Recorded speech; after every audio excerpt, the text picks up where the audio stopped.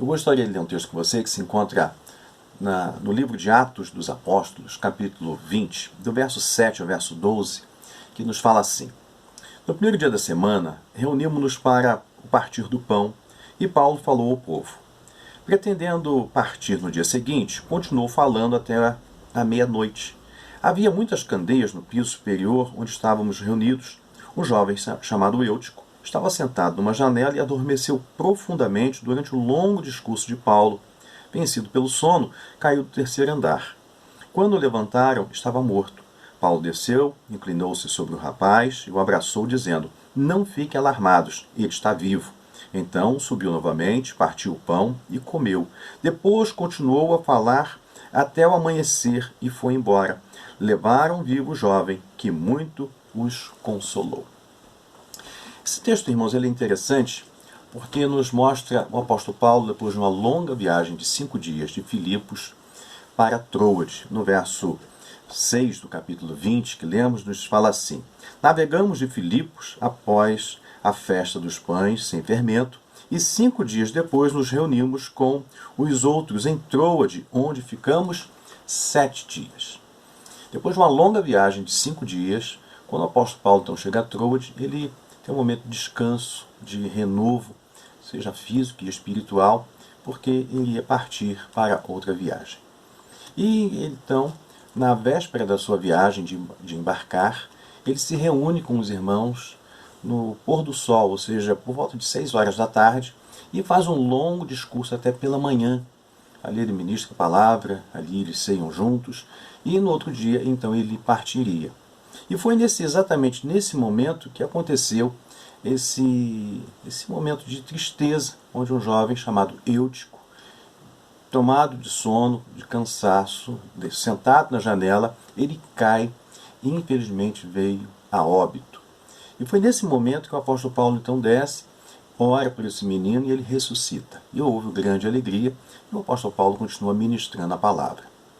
É interessante nós observarmos que esse jovem que estava ali, chamado Eutico, que quer dizer felizardo, tudo indica que ele deveria ter em torno dos seus 14 anos.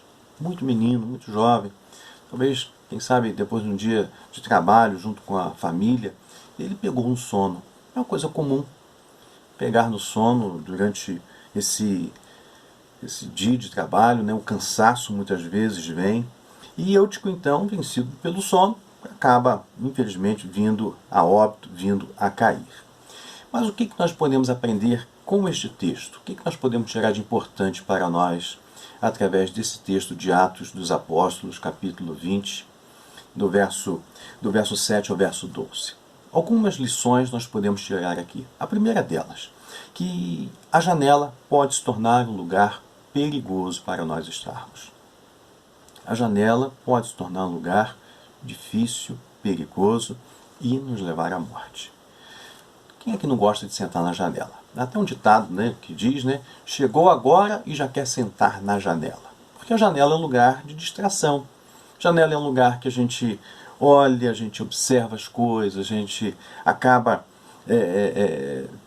se distraindo. Quem que não quer sentar, por exemplo, na janela de um carro, de um ônibus, sei lá, de um trem, de um avião, observar as coisas de fora, ficar ali atentos às coisas que estão ocorrendo. Só que a janela, irmãos, no caso aqui do nosso querido Eutico, foi muito perigoso para ele, porque o levou à morte. Ele cai lá de cima depois de um profundo sono. O sono lhe tomou e ele acabou caindo. Então, a janela ela pode nos distrair. Então, ele é perigoso por causa da distração. A janela, o que ela faz? Ela nos tira a atenção das coisas de dentro e nós passamos a observar as coisas que estão ocorrendo do lado de fora. Começamos a prestar atenção nas coisas externas e não nas coisas internas. Começamos a olhar e a nos distrair. E a pessoa que está dentro, né, aparentemente, mas a sua mente, seu coração, seus olhos estão fixos nas coisas do lado de fora. Esse que é o grande perigo da janela, principalmente das coisas espirituais. As coisas estão ocorrendo, as coisas estão ocorrendo dentro da igreja e as pessoas estão distraídas do lado, olhando para o lado de fora. Deus está falando, Deus está abençoando. O apóstolo Paulo, como foi o caso aqui, estava ministrando. Que honra que aquele homem estava tendo, ou esse jovem estava tendo, na igreja reunida ele estava tendo, de ouvir o apóstolo. No entanto, ele se distraiu, sentou na janela. E a distração nos leva a não prestar atenção nas coisas que Deus está falando. Por isso que é muito perigoso. E quando nós nos referimos à igreja, nós estamos falando, mais uma vez eu repito, das coisas espirituais. As coisas, Deus está falando, as coisas espirituais são importantes, são necessárias e é prioridade na nossa vida.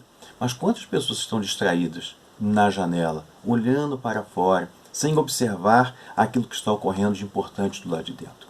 A segunda coisa que nós temos que entender que a janela, ela pode nos distrair, mas a janela pode nos levar ao quê? À morte.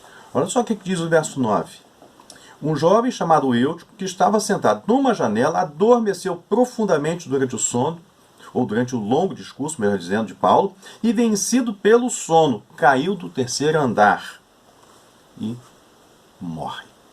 Aqui nós encontramos o sono que leva à morte. Então, nós temos que tomar cuidado, porque a janela pode ser perigosa. E geralmente, quem está sentado na janela, quando cai, cai para trás. Nunca cai para frente. Cai para o lado de fora.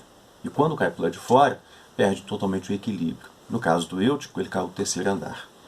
Não sabemos como ele caiu, né, a forma como ele se espatifou, podemos dizer assim, do lado de baixo, lá na rua, mas uma coisa não sabemos, levou ele à morte. E isso aconteceu com Eutico, isso tem acontecido com muitas pessoas hoje, de forma espiritual.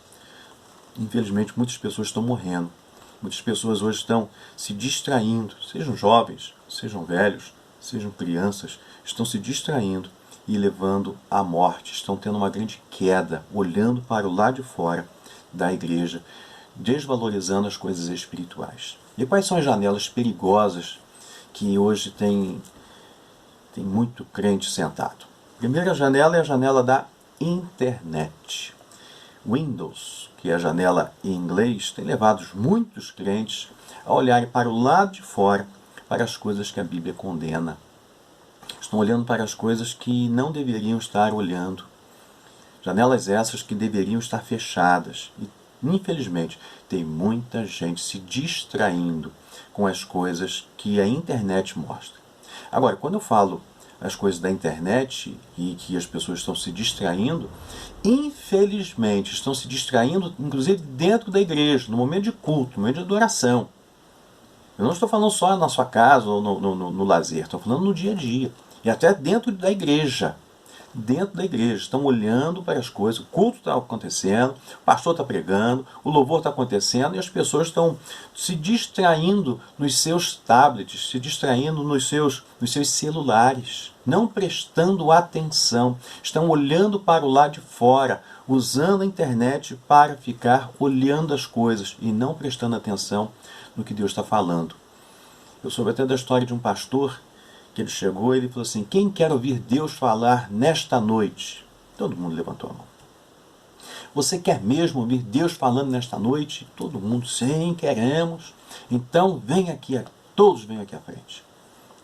Foram todas as pessoas à frente. Agora, por favor, todos coloquem aqui no altar os seus celulares, tablets. Coloquem aqui. Colocou. Todos colocaram ali. Agora nós vamos pedir um favor. Voltem para o lugar de vocês e prestem atenção no culto. Porque algo estava acontecendo. O pastor percebeu que muitos estavam ali simplesmente por estar, mas estavam olhando para o lado de fora, pela janela da internet, pelo Windows da vida, e não prestando atenção no culto. Então isso é muito perigoso. A segunda janela que é muito perigosa é a janela do mundo. Tem muitas pessoas olhando para o mundo, prestando atenção no mundo, observando o que o mundo oferece, principalmente nossos jovens. O mundo tem muita coisa, só que o mundo é perigoso. A Bíblia nos fala lá em 1 João, capítulo 2, verso 15, o apóstolo, ele nos fala assim: não ameis o mundo, nem o que há no mundo. Se alguém ama o mundo, o amor do Pai não está nele. Então tem muitas pessoas olhando para o mundo e amando o mundo. Só que quem ama o mundo é inimigo de Deus. Então isso pode levar à morte. A distração pode ser real, mas a morte também é real, porque afinal de contas, no que a gente se distrai, a gente pega no sono espiritual e caímos. E nessa queda vai levar provavelmente à morte. Então o mundo oferece a morte e não vida. O mundo oferece desilusão, mas não oferece esperança. O mundo oferece angústia e tristeza e não alegria no Senhor. E tem muita gente olhando para o mundo e acaba se distraindo, porque Satanás, em relação a isso, ele sabe fazer. Uma terceira janela que é muito perigosa é a janela também do descaso. A janela do descaso, irmãos, ela é muito perigosa. Porque à medida que a gente vai olhando para o lado de fora, a gente acaba não tendo a atenção devida às coisas espirituais. Eutico que dormiu um profundo sono e caiu do terceiro andar e morre. Isso aqui é um alerta para todos nós. Nós temos que estar atentos. E há muitas pessoas dentro das nossas igrejas dormindo o sono do descaso com as coisas espirituais. Estão dormindo simplesmente o sono da falta de compromisso. O sono que tem levado à morte. O apóstolo Paulo, inclusive, ele escrevendo lá em Efésios capítulo 2, verso 15, ele diz assim: desperta tu que dormes, levanta-te dentre os mortos e Cristo te iluminará. Erga-te dentre os mortos, tu que dormes. Então o sono do descaso é real e o apóstolo Paulo, mais uma vez, ele afirma isso. Então Davi, por exemplo, ele ficou olhando para a janela de Betseba. E o que aconteceu? Ele cai, ele tem o sono do descaso, o sono da falta de compromisso, o sono do pecado. Davi aqui, ele começou a olhar para o lado de fora e simplesmente o sono do descaso tomou seu coração. Ele observa, ele recebe uma notícia que aquela mulher que ele estava observando enquanto se banhava era uma mulher casada, ela estava com o seu esposo na guerra, então ele se aproveita de uma situação. E o que aconteceu? A morte passou a fazer parte da vida e da família de Davi. Tudo por causa do sono do descaso, a falta do compromisso com as coisas certas. Então isso levou a casa de Davi à morte. Então nós temos que tomar cuidado. Quer ver outra pessoa que dormiu o sono do descaso? Sansão. Diz que Sansão ele dorme no colo de Dalila. E quando ele acorda, seus cabelos tinham sido cortados, a sua força havia sido arrancada e ele se tornou alvo do inimigo. Seus olhos foram vazados e teve um fim trágico. Então, irmãos, nós temos que tomar muito cuidado com o sono do descaso. Nós falamos, por exemplo, do sono do mundo. O sono do mundo, como nós falamos, ele é perigoso, porque ele automaticamente ele leva para o descaso. Diná, por exemplo, resolveu sair pelo mundo, olhando as coisas de fora, e foi violentada. Então o mundo atrai para o mal e gera morte, porque na casa de Diná, Jacó, aliás, os filhos de Jacó, querem se vingar e matam as pessoas. E Jacó teve que sair fugido. Então quero dizer para você que o sono do mundo leva ao sono do descaso, e o sono do descaso gera morte. Então nós temos que tomar muito cuidado. A segunda lição que nós aprendemos aqui, irmãos, é que nós devemos tomar cuidado com a janela. Então, se a janela é um lugar perigoso, eu tenho que tomar cuidado com essa janela. Eu não posso ficar nesta janela. Eu tenho que me afastar da janela. A janela, se é um lugar que gera morte, o que eu faço? Eu me afasto desta janela. Eu fujo desta janela. Eu evito o máximo que eu puder esta janela. Agora, quantas pessoas estão sentadas na janela da igreja? Quantas pessoas, quantos jovens, quantos, infelizmente até idosos, estão sentados observando as coisas que estão acontecendo do lado de fora sem se dar conta do perigo que estão correndo? O perigo ocorre, o perigo é real e o perigo leva à morte. Agora, quando podemos ver e quando vemos pessoas sentadas na janela, o que nós temos que fazer? Nós temos que chamar a atenção. Nós não podemos fingir que a pessoa não está no lugar perigoso. Eutico certamente sentou, dormiu e ninguém prestou atenção, porque estavam prestando atenção no que Paulo estava dizendo. Agora, nós, se vermos alguém sentado na janela e está correndo risco, nós temos que fazer o quê? Nós temos que avisar. Então, a primeira coisa, nós devemos avisar as pessoas que estão sentadas na janela, porque nós somos um atalaia de Deus. Nós não podemos fazer de conta que nada está acontecendo, o perigo que a pessoa está ocorrendo. Nós temos que avisá-los. Cuidado, é perigoso, saia daí. Tanto que a palavra atalaia é uma palavra árabe, que quer dizer aquele que está vigiando, aquele que está atento às coisas que estão ocorrendo ao redor. Não é ficar vigiando a vida alheia, mas se você ver o perigo que o outro está enfrentando, se nós nos calarmos, nós seremos culpados. Tanto que lá em Ezequiel, capítulo 33, do verso 7 ao verso 9, olha só o que o Senhor fala para Ezequiel. A ti, pois, ó filho do homem, te constituí por atalaia sobre a casa de Israel. Tu, pois, ouvirás a palavra da minha boca e lhe darás aviso da minha parte. Agora, se tu disser ao perverso, ó perverso, certamente morrerás, e tu não falares para avisar o perverso do seu mau caminho, morrerá este perverso na sua iniquidade, mas o seu sangue eu o demandarei de ti, ou seja, eu vou prestar conta a você. Eu mandei você avisar, você não avisou, eu vou cobrar de você por não ter avisado. É isso que o Senhor está dizendo aqui. Mas ele diz assim, mas se falares ao perverso para o avisar do seu caminho, para que dele se converta, e ele não se converter do seu caminho, morrerá ele na sua iniquidade, mas tu livrarás a tua alma. Ou seja, compete a cada um de nós avisar aquele que está correndo perigo da janela. Nós não podemos nos calar diante do perigo se vermos a pessoa passando por um grande perigo, o perigo da janela. Então, atalaia é alguém que é usado por Deus para ser um porta-voz de Deus, para chamar a atenção das pessoas, dos perigos, principalmente que as pessoas estão correndo. E a segunda coisa, as pessoas que estão na janela, dormindo, nós devemos tentar despertá-las do sono. Lógico, temos que despertar com cuidado, porque senão ela cai e acaba morrendo. Mas temos que despertar. Nós não podemos nos calar. Temos que, com cuidado, chegar e avisar. Cuidado, você está correndo risco. Essa janela é perigosa. Essa janela pode te levar a um sono mais profundo e você que está cochilando, você terminar de cair. Então, desperte a pessoa. Chame a pessoa. Não permita que tal coisa aconteça. E a terceira lição que nós aprendemos aqui, irmãos, que nós devemos socorrer aqueles que caem da janela. Quando aconteceu essa situação, o que o apóstolo Paulo fez? O apóstolo Paulo desceu, e provavelmente a igreja como um todo, todos desceram para socorrer o menino, para ver o que havia acontecido com ele. Então nós, como igreja, nós temos que tomar cuidado para nós não fazermos de conta que nada aconteceu. Aconteceu algo e nós temos que prestar socorro.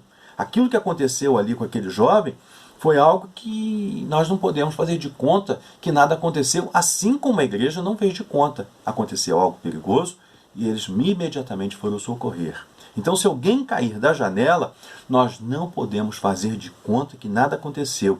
Muito pelo contrário. Devemos buscar o caído e procurar socorrê-lo. Então, o apóstolo Paulo fez isso imediatamente. A igreja fez isso imediatamente. E nós, como igreja, nós devemos parar o sermão, devemos parar nossas atividades para socorrer aquele que caiu. Então, nós não podemos fazer de conta que nada aconteceu. Infelizmente, há uma frase que dizem, né, que infelizmente tem sido real em muitos lugares. Alguém uma vez falou que a igreja é o único exército que, quando caem os soldados feridos, deixa ele a própria sorte, deixa ele morrer. Mas nós não podemos fazer isso. Nós temos que socorrer aquele que caiu. Nós temos que ter misericórdia desse irmão que caiu e procurar socorrê-lo, estender a mão, fazer com que ele se levante, que ele saia dessa letargia espiritual e trazê-lo à vida. Então, nós não podemos fazer de conta que nada aconteceu. Segunda coisa que nós temos que fazer, irmão, nós devemos interromper por um momento a nossa vida interior para socorrer o ferido. Eles pararam o culto naquele momento e foram socorrer aquele jovem que havia, infelizmente, caído e morrido. Com isso, nós temos que entender que as nossas reuniões são importantes, é necessárias, elas nos renovam, mas nós temos que parar por um momento nosso ativismo para socorrer o ferido. Muitas vezes, as nossas atividades elas se tornam muito mais importantes do que as pessoas que estão caindo e morrendo. Nós temos que socorrer, nós temos que estender a mão. Nós não podemos fazer de conta que nada aconteceu. Pelo contrário, nós temos que socorrer o nosso irmão que infelizmente caiu da janela. Terceira coisa, devemos tomar cuidado para não deixarmos de fazer o que é importante. Aqui eu quero explicar para você o que é importante. Esse jovem cai, Paulo para o culto, desce, ora por ele, o menino ressuscita. Só que o que eles fizeram? Retornaram para o culto. Eles não fizeram daquele momento de milagre o culto em si. O ápice do culto não foi o milagre. O ápice do culto foi a permanência ao culto, na adoração do Senhor. Tem gente que está fazendo de milagre o ápice do culto, irmãos. Estou dizendo para você que o importante é o culto em si, é a adoração. O apóstolo Paulo retorna com a sua igreja e começa a cultuar, tem um momento de ceia, tem um momento de adoração, porque vidas espirituais estavam sendo abençoadas. O milagre não é o culto em si, o milagre é algo que acontece no culto.